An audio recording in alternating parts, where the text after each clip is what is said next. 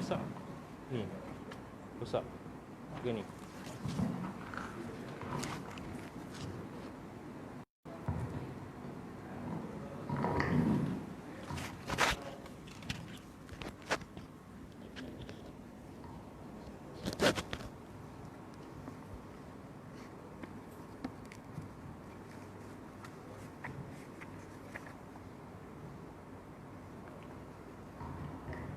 Bismillahirrahmanirrahim. Assalamualaikum warahmatullahi wabarakatuh. Alhamdulillah nahmaduhu wa nasta'inuhu wa nastaghfiruh wa natubu ilayhi wa na'udzu billahi min shururi anfusina wa min sayyiati a'malina. Man yahdihillahu fala mudilla lahu wa man yudlil fala hadiya lahu. والصلاة والسلام على أشرف الأنبياء والمرسلين وعلى آله وصحبه أجمعين. رب اشرح لي صدري ويسر لي أمري واحلل عقدة من لساني يفقه قولي. أما بعد. Ya sahabati Tuan Imam, seluruh ahli jatuh kuasa surau, tuan-tuan, perempuan, sahabat-sahabat, jiran-jiran yang dirahmati Allah sekalian. Pertama marilah kita bersyukur kepada Allah Subhanahu wa taala dapat kita berhimpun di surau kita dengan solat jamaah, majlis ilmu dan seumpamanya selepas hampir 4 atau 3 bulan tak dapat berkumpul dalam keadaan yang ramai ini. Jadi kita berdoa kepada Allah Subhanahu wa taala agar Allah hindarkan wabak Covid ini, Allah angkat dari bumi Allah ini dengan berkat ikhtiar yang kita lakukan dan doa yang kita panjatkan kepada Allah Subhanahu wa taala. Antara SOP yang disarankan, ambil wuduk di rumah.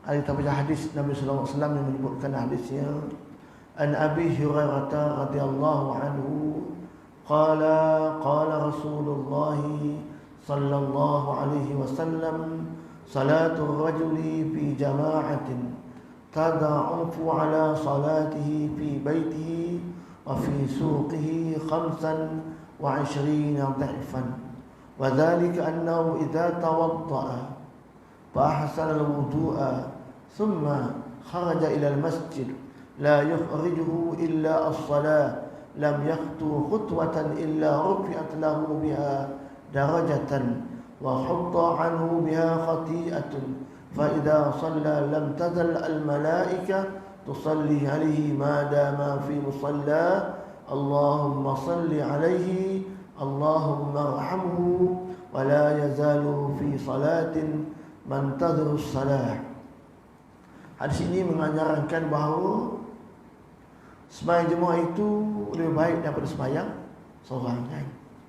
Antara kata 25 kali ganda atau 27 kali ganda berbanding saya seorang.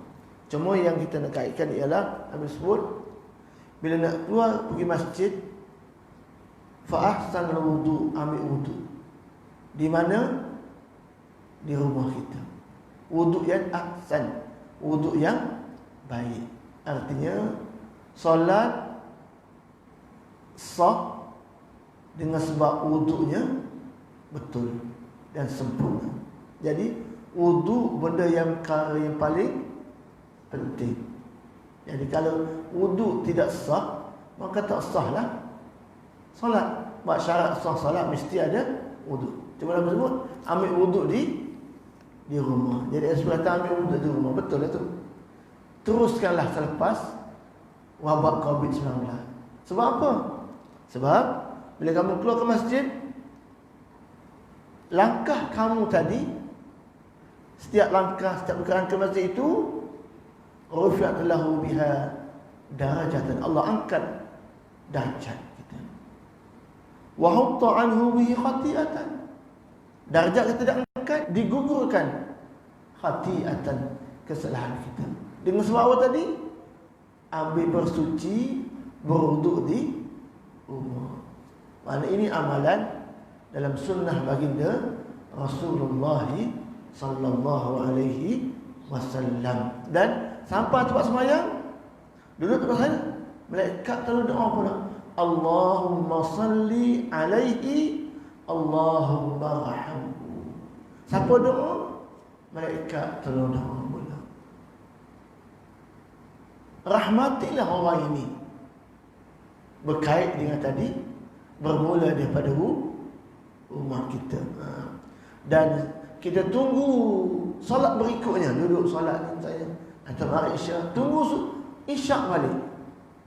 Duduk itu macam dalam keadaan, dikira macam dalam keadaan solat dari segi ganjaran dan pahalanya. Jadi teruskanlah amal-amal wuduk di rumah. Macam kita pergi umrah kan, pergi Madinah, nak ziarah kubur, nak ziarah Masjid Quba. Mutawif kata ambil wuduk di tempat penginapan, hotel. Maknanya sampai Masjid Quba, solat sunat 2 rakaat, dapat pahala 1 umrah. Syaratnya wuduk di hotel. Kalau wuduk di Masjid Quba, tak dapat dah ganjaran itu. Jadi samalah tadi kita faham bahawa wuduk di rumah kita, pergerakan kita dikira ada ganjaran, diangkat dosa kita, didoa oleh para malaikat. Kecuali terbatal lainlah kan, dah buat azab, dah buat terbatal, musafir ke lainlah. Ini kita dah di rumah, tempat tinggal kita teruskanlah SOP ini, walaupun wabak COVID diangkat oleh Allah Subhanahu wa ta'ala, insya-Allah. Hadis pertama kita baca pagi ini ialah hadis berkaitan dengan kelebihan menjaga hubungan kekeluargaan. An Abi Ayyub anna a'rabiyan arada li Rasulillah sallallahu alaihi wasallam wa huwa fi safarin fa akhadha bi khitami naqatihi aw bi zimamiha thumma qala ya Rasulullah aw ya Muhammad akhbirni bima yuqarribuni min al-jannah wa ma yubaidni min an-nar. Qala fa kaffa an-nabiy sallallahu alaihi wasallam ثم نظر في أصحابه ثم قال لقد وفق أو لقد هدي. قال كيف قلت؟ قال فعاد فقال النبي صلى الله عليه وسلم تعبد الله لا تشرك به شيئا وتقيم الصلاة وتؤتي الزكاة وتصلي الرحم دع الناقة أو كما قال. Maksudnya daripada Abu Ayyub Al-Ansari radhiyallahu anhu bahawa seorang Arab Badui, Arab desa, menawarkan kepada baginda yang sedang dalam perjalanan musafir untuk memegang tali kekang unta baginda. Arab Badui tersebut lepas itu berkata, wahai Rasulullah sallallahu alaihi wasallam, atau wahai Muhammad, beritahulah kepada saya tentang apa yang dapat menghampirkan diri saya kepada syurga dan mengenai apa yang menjauhkan diri saya dari neraka. Baginda tak segera menjawab, di mana baginda memandang ke arah sahabat baginda sambil bersabda, dia orang Arab itu benar-benar mendapat petunjuk. Selepas itu baginda bertanya pada Badui tersebut, apa yang engkau katakan tadi? Badui orang itu mengulangi ucapannya, lalu baginda bersabda, engkau beribadat kepada Allah, tidak menyekutukannya dengan sesuatu, menunaikan sembahyang, mengeluarkan zakat dan menghubungkan kekeluargaan, silaturahim, tinggalkanlah sekarang tinggalkanlah unta tersebut.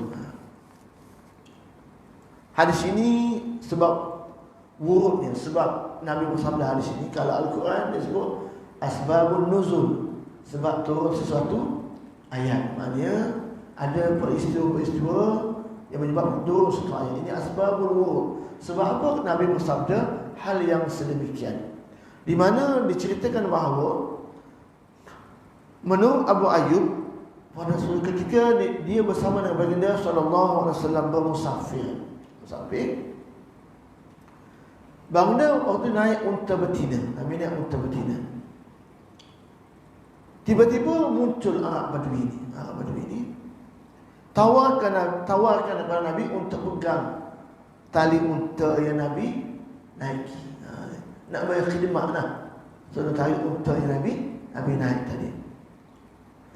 Sambil-sambil dia pegang tali unta, dia tanya Nabi, apakah amalan yang boleh mendekatkan saya kepada syurga dan menjauhkan saya daripada neraka? Nabi tak tahu jawab. Tengok kan, Nabi kata kamu dapat petunjuk. Nabi ulang balik, tanya apa tadi? Gitulah kan soalannya. Dia ulang balik soalannya. Barulah Nabi balik pada sahabat dan Nabi jawab tadi, amalan-amalan yang boleh kamu dekat kamu ke dalam syurga, jauh kamu daripada api neraka. Apa pengajaran di sini? Pengajaran pertama di sini bahawa betapa Arab Badui ini suka dekat dengan Nabi, antaranya nak bantu, nak khidmat kepada Nabi. Yang kedua, peluang itu diambil untuk tanya sesuatu yang boleh meningkatkan amalan dan ilmu. Jadi ini dua peluang yang sahabat dulu gunakan bersama dengan baginda Rasulullah sallallahu alaihi wasallam. Jadi begitulah kita pada hari ini kan. Kalau ada ulama datang, orang alim datang, kita bagi khidmat dan juga antara lain tanya soalan yang boleh bantu kita meningkatkan amalan kita kepada Allah Subhanahu wa taala. Jadi ini menjadi budaya, tradisi, amalan masyarakat yang ingin meningkatkan amal mereka kepada Allah Subhanahu wa taala. Jadi peluang di mana saja mereka cari ilmu yang sepatutnya mereka tahu. Itulah betapa baiknya amalan ini. Kalau boleh kita teruskan hingga apa amalan tadi? Nabi sebut yang pertama, ta'budullah la tusyrik bihi syai'an. Nombor satu, beribadatlah kamu kepada Allah, jangan kamu waktu yang sama mensyirikkan Allah Subhanahu wa taala. Kita faham semua, ibadat kepada Allah Subhanahu wa taala mesti kita usahakan untuk melaksanakan sebaik mungkin apa saja amal baik yang dikira sebagai ibadat. Fastabiqul khairat, berlumba-lumba untuk kita melaksanakan al-khairat, kebaikan. Dan ibadat kita faham semua boleh berlaku sama ada dengan hati kita, zikir kita, istighfar kita, selawat kita. Ya, maknanya bukan itu. Hati ni mana? Keikhlasan kita, buat kita kerana ikhlas kepada Allah. Yang tadi lidah kita. Pertama dengan hati kita, apa saja kita buat mesti ikhlas. Mesti ikhtiar khusyuk, mesti kerana Allah, dikira sebagai ibadat. Kalau buat ada kerana manusia, kerana lain, itu boleh merosakkan ibadat kita. Yang kedua, lidah kita. Maknanya zikir kita, selawat kita, istighfar kita, itu lidah kita, dikira sebagai ibadat. Yang ketiga, anggota kita, yang solat kita, sedekah kita, puasa dan semua itu kelompok yang kita faham semua dikira sebagai ibadat. Ini berarti ibadat itu sebenarnya mudah. Cuma keazaman, usaha kita, ikhtiar kita mesti tekad untuk memastikan apa kita buat ini dikira sebagai ibadat. Dan syarat yang paling utama ialah hati tadi mesti ikhlas kepada Allah. Nabi sama la tusyrik, jangan mensyirikkan Allah. Kalau kita faham syirik ini dua kelompok. Satu, syirik khafi. Yang kedua, syirik jali. Syirik khafi artinya syirik yang tersembunyi, di mana syirik ini boleh menyebabkan luput pahala kita.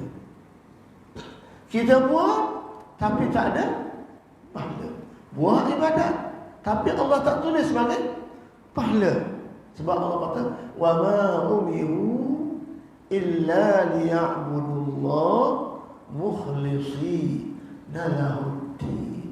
Ibadat itu mesti ikhlas.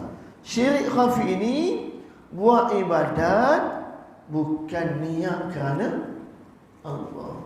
Mungkin kerana nak pujian, mungkin kerana nak menunjuk, kan? Artinya amalan ini kita buat juga, tapi hati kita tak betul. Hati kita tak bersama dengan keikhlasan. Akhirnya sah ibadat itu, tetapi tak dinilai sebagai pahala di sisi Allah. Sebab apa? Ada unsur syirik khafi. Jadi syirik khafi ini mesti kita elakkan dalam pengabdian kita kepada Allah. Syarat yang paling utama ibadat tadi mesti ikhlas. Memanglah buat kali pertama solat sunat di masjid misalnya, orang sembahyang semua, aku seorang tak sembahyang. Kalau tak sembahyang, malu dah. Sembahyanglah kita, sebab tengok orang sembahyang. Jadi mungkin kita buat kali pertama itu kerana orang, tapi tetap kita kena usaha. Syaitan tu memanglah dia kacau kita, kan. Dia tak buat lah, dia buat kerana orang. Dari tak buat, baik buat. Walaupun mula-mulanya kerana manusia, tapi lawan juga. Buat, tak tinggal, buat. Lama-lama akan hilang mungkin. Dengan istiqamah kita tadi, perasaan kita buat itu kerana manusia. Akhir bila dapat keikhlasan, baru timbul kelazatan dalam kita beribadah. Dan waktu itu kalau tak buat, rasa gelisah je. Walaupun orang lain tak buat, kita seorang buat. Kenapa? Dah dapat keikhlasan. Nak dapat ikhlas itu kena usaha. Tanpa usaha tak dapat ikhlas. Jadi apa-apa amal ibadat kita buat secara istiqamah. Mungkin permulaannya kerana manusia nak menunjuk, juga itulah biasa sebenarnya. Tapi kena buat secara berterusan. Dalam masa kita doa kepada Allah, biar Allah terima ibadat kita, biar kita buat ini kerana Allah semata-mata. Akan hilang disebut sebagai syirik khafi. Syirik kita tadi buat bukan kerana Allah Subhanahu wa ta'ala. Itu penting, kan?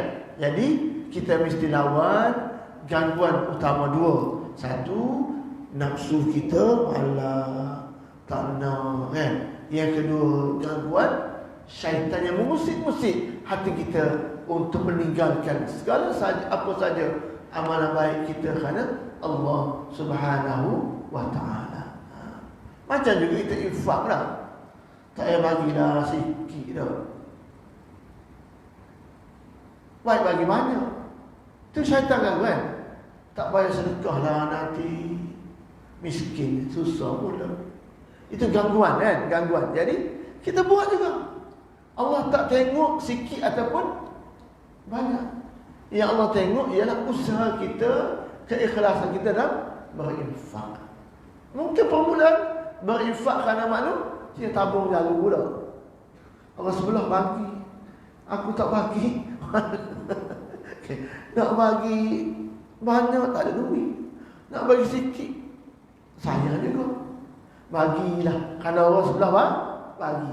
Mungkin kali pertama kerana orang sebelah, bukan kerana Allah lagi. Tapi tiap kali datang solat, bagaimana? Sedia yang sikit-sikit dalam poket kita. Nak bina Keikhlas. Lama-lama dia jadi budaya. Tak berinfak satu hari rasa macam tak kena je. Usaha je rasanya. Itu. Pentingnya kita usaha buat secara berterusan.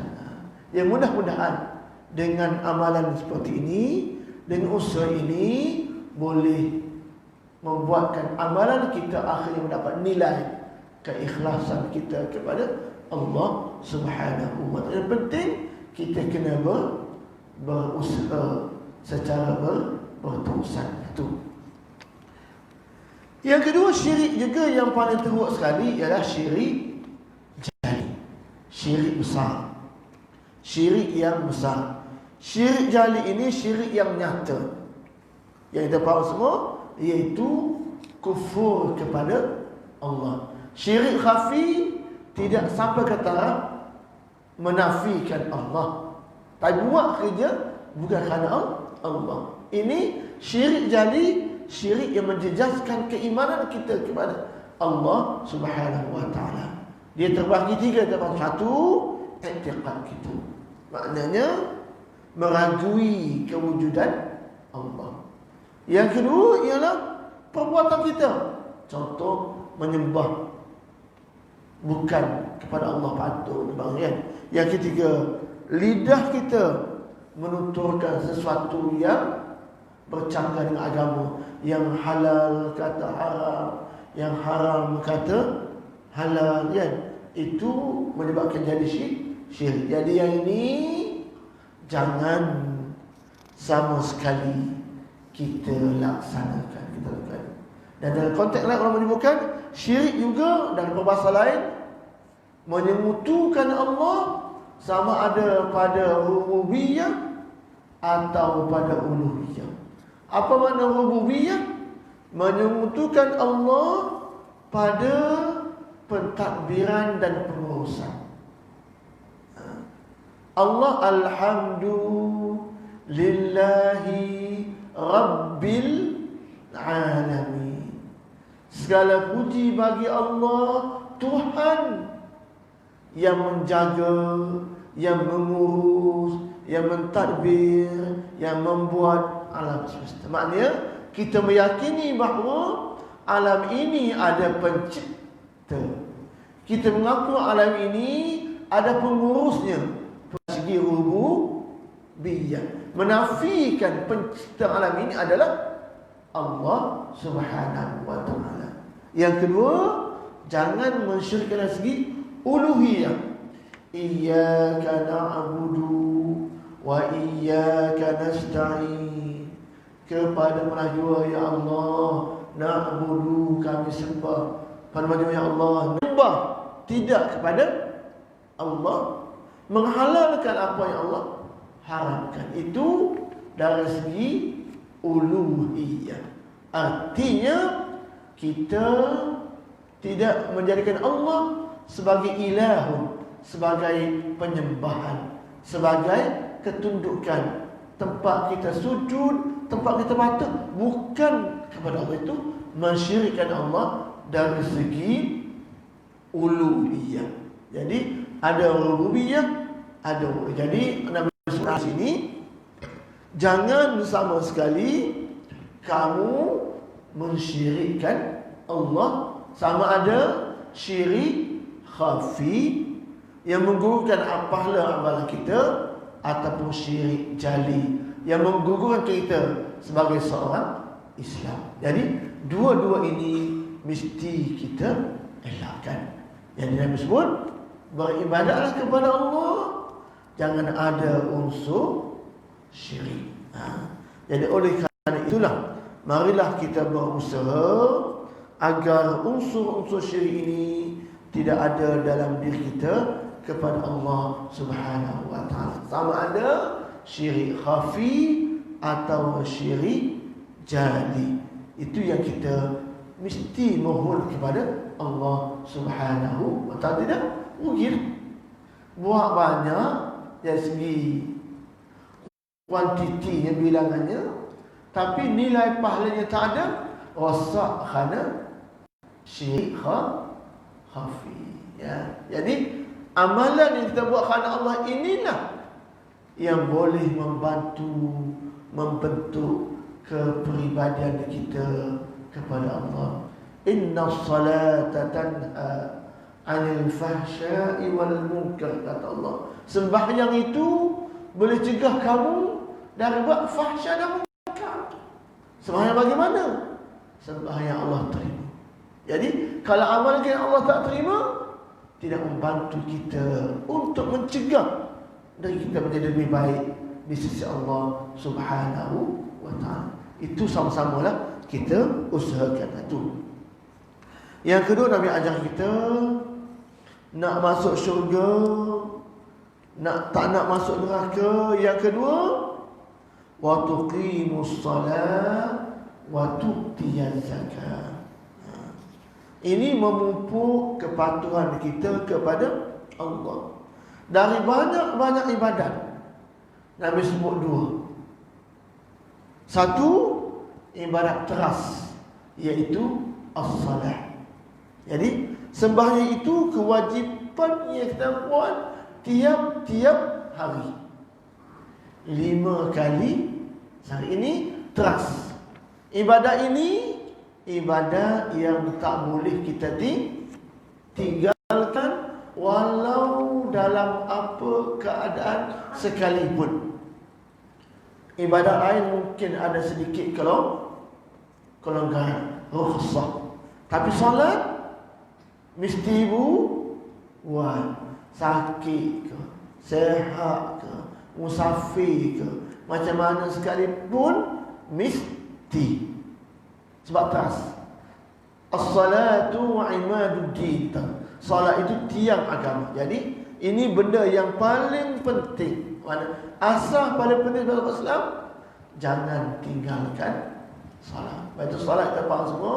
Nabi ajar kita suruh anak salat umur 7 tahun, boleh pukul umur 10 tahun. Kenapa? Itu menunjukkan pentingnya ibadat salat. Hari ini orang mudah tinggal solat, tapi jangan dia tinggal puasa. Dari segi ibadat, zahirnya berat lagi puasa berbanding solat. Masa pun solat pendek je dah, 5 minit habis. Puasa 8 jam, 13 jam, banyak jam dah. Tapi dia boleh puasa, buka puasa maghrib tak sembahyang, tapi dia boleh puasa. Sebab Allah sebut wa innaha lakabiratun illa 'alal khashi'in. Sembahyang itu berat, sukar, kecuali kita dah khusyuk.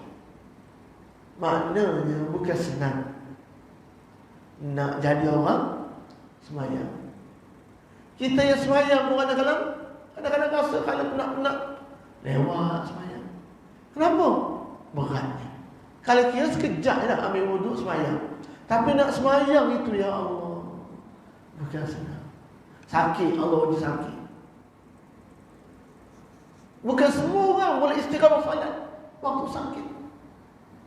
Padahal tak boleh tinggal salat. Sakit kena salat. Tak boleh bangun, duduk, kan? Tak boleh duduk, baring. Tak boleh baring, mengiring. Tak boleh mengiring, isyarat mata. Mata tak boleh kelip, isyarat hati. Hati tak ada, mati lah. Maknanya mestilah tak boleh tinggal. Betapa ramai orang yang tak boleh istiqamah salat waktu sakit. Allah uji sakit. Jadi walau dalam apa keadaan sekalipun tak boleh tinggal. Ibadat lain, puasa boleh tinggal. Haji boleh tak bayar, pergi jika tak mampu. Tapi solat malah tinggal, tak boleh. Musafir, berapa ramai orang yang pakai tak semayang. Mana ada kelonggaran, boleh qasar, boleh jamak, tu pun malah bagi ruang, boleh gabung 2 jadi 1, boleh kurang bilangan 4 jadi Dua pun tak boleh buat. Ini Nabi kata, nak masuk syurga, nombor dua, jaga apa? Jaga solat. Itu ibadat yang mesti walau dalam apa keadaan sekalipun. Dan ibadat tadi, solat tadi, kita ikhtiar biar dia dalam keadaan sempurna. Nak sempurna, satu, selesai rukun qalbi, rukun qawli, rukun fi'li. Yang kedua, nak sempurna, ikhtiar biar salat kita khusyuk. Kan? Itu insya-Allah kita cuba itu, sama-sama kita jaga, kita buat yang wajib, buat yang fardu, ikhtiar yang sunat. Yang sunat itu boleh menampung apa yang kurang dalam ibadat salat kita yang wajib, kan? Yang wajib itu mesti buat sebaik mungkin. Tambah yang sunat. Kenapa sunat nak buat je? Nak tampak mana tengah sembahyang tadi mungkin tak khusyuk, teringat, kan? Tak ingat, lupa rakaat, ekspres ke, kan? Nak tambah dengan apa? Antaranya dengan amalan sunat. Jadi sunat pun penting, kan? Macam kita pakai baju, tak pakai baju koyak dah. Begitu solat tak nak serah pada Allah kalau tak sempurna. Jadi nak biar sempurna. Itu pertama. Yang kedua, ibadat kedua yang paling penting ialah waktu tiaz zakat, iaitu mengeluarkan zakat. Ini adalah kefarduan dari segi hak harta kita. Dalam harta kita ada hak orang lain yang wajib kita tunaikan dalam bentuk zakat. Bila cukup syaratnya, mesti kita keluar zakat. Dengan sebab keluar zakat, Allah ganti namanya barakah, keberkatan harta kita dengan sebab kita keluarkan zakat. Secara zahirnya, zakat tu nampak macam rugi lah. Duit 100 keluar 10 tinggal 90. Kalau ikut hukum dunia rugi lah. Patut ada 100 tinggal 10. 10 keluar apa? Kita cari sendiri. Dalam 10 itu ada orang miskin, ada orang fakir. Kalau tak keluar pun mungkin Allah tarik cara-cara yang lain. Jadi wajib dalam harta kita keluarkan yang seumpama ini.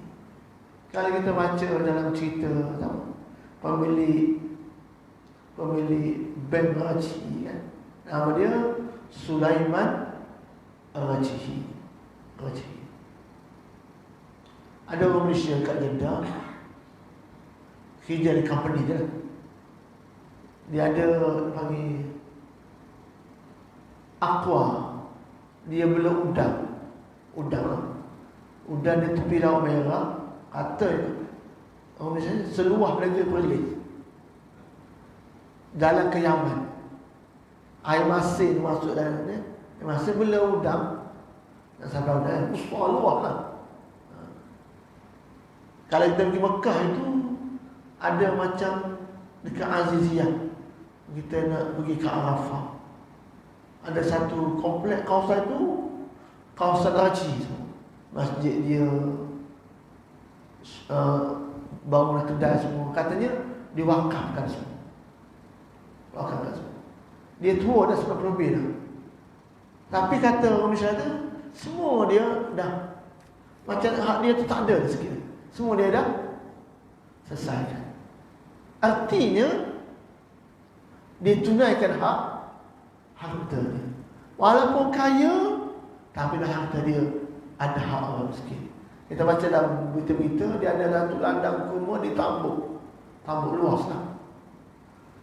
Kurma itu katanya digunakan untuk apa? Untuk infak di Masjid Nabawi, Masjidil Haram. Hasil kurma itu. Begitu jadi dengan satu lagi apa? Yang nama Daud, yang wakaf tanah dia sekarang ni menjadi menara bank Islam. di segitiga emas Kuala Lumpur tu kan, yang Mawi buat bangunan wakaf bangunan itu. Dia ini katanya duk flat Wisma Yakin ya. Orang India asalnya, niaga kain, tak ada anak. Wakaf tanah tu sekarang ni dia benar Islam. Batu surah dia nama surah Daud apa nama ambil sebenarnya nama dia lah. Artinya dia tunaikan harta dia. Jadi barakat. Dia mati pun pahala masih mengalir. Jadi dia ajar kita tunaikan hak harta. Satu, zakat. Yang kedua, buat yang sunnah, wakaf, infak dan seumpamanya. Jadi ini mesti menjadi amalan kita, mesti menjadi budaya dalam kehidupan kita. Lama-lama akan terhindar dari kita rasa cinta pada harta. Harta nak, tapi tak ada dari kita kasih. Bila kasih pada harta, sayang. Bila sayang, zakat pun tak boleh keluar, sedekah pun tak boleh sebab sayang. Jadi sayang itu, keluar itu hak kita. Dan sebab kita keluar zakat, sedekah itu harta kita juga. Cuma dapat guna lepas mati. Mati je penuh akaun bank kita. Duit mana ni? Duit sedekah, duit zakat kan. Jadi yang pakai dunia untuk kita hidup, untuk pakaian kita, untuk minyak kereta kita, untuk kenderaan kita, untuk makanan kita. Kena. Sebab nak buat ibadat, nak tunduk mesti ada hal. Tapi ingat, ada satu lagi untuk pakai selepas mati. Itu hak harta, ada hak orang lain. Bagaimana kita nak masuk syurga? Satu, solat dan ibadat. Yang kedua, zakat. Itu dua ibadat yang paling penting. Yang ketiga, last sekali, wa tasrifur rahimah dan anaqah. Yang ketiga, hubungan silaturahim, iaitu hubungan kekeluargaan. Nabi sebut di sini bahawa rahim, apa itu rahim? Rahim maksudnya, kalau makna asalnya jaminan. Rahim kan? Rahim di sini makna dekat sangat. Hubungan yang ada pertalian yang rapat. Pak saudara, sepupu, adik-beradik, tu nenek. Artinya sambungkan, hubungkan silaturahim. Baca hadis sebelum ini, sesiapa yang nak murah rezeki, siapa nak panjang umur, antara amalannya falyasil rahimahu, hubungkan silaturahim.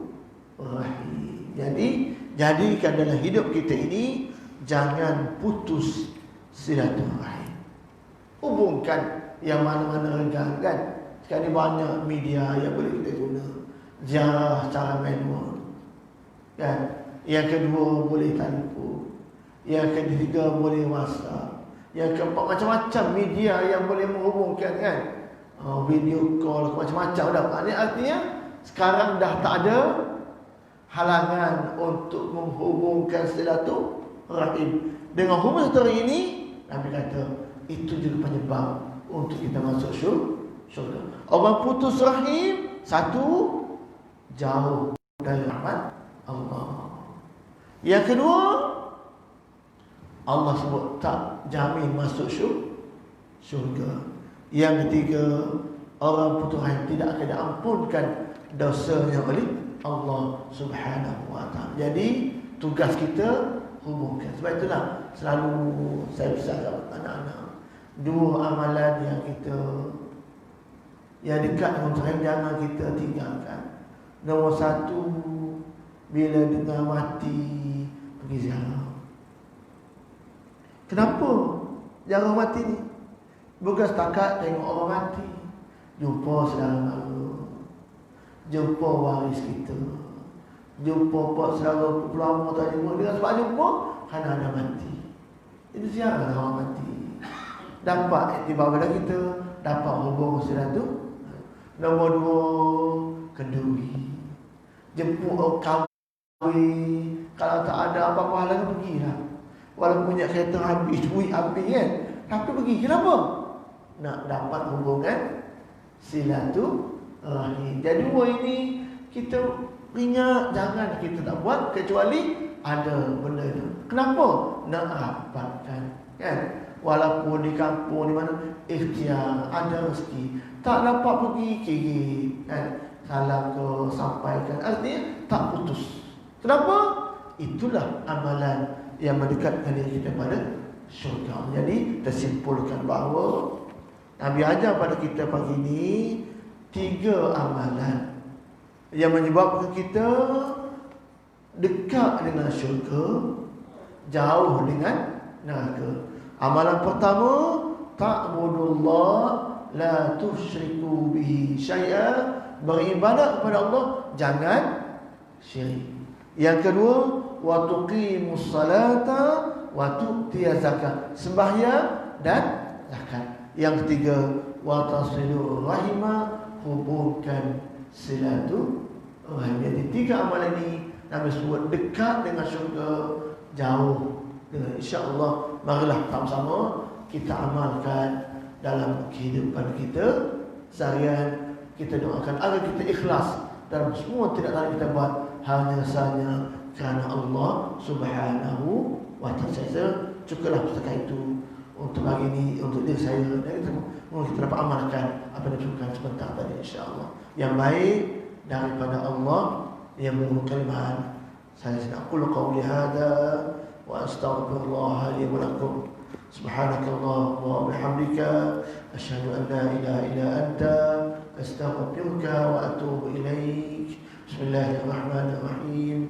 Wal 'asri innal insana lafi khusr illa alladhina amanu wa 'amilus shalihat wa tawassaw bil haqq wa tawassaw bis sabr. Bismillahirrahmanirrahim. Alhamdulillahi rabbil alamin.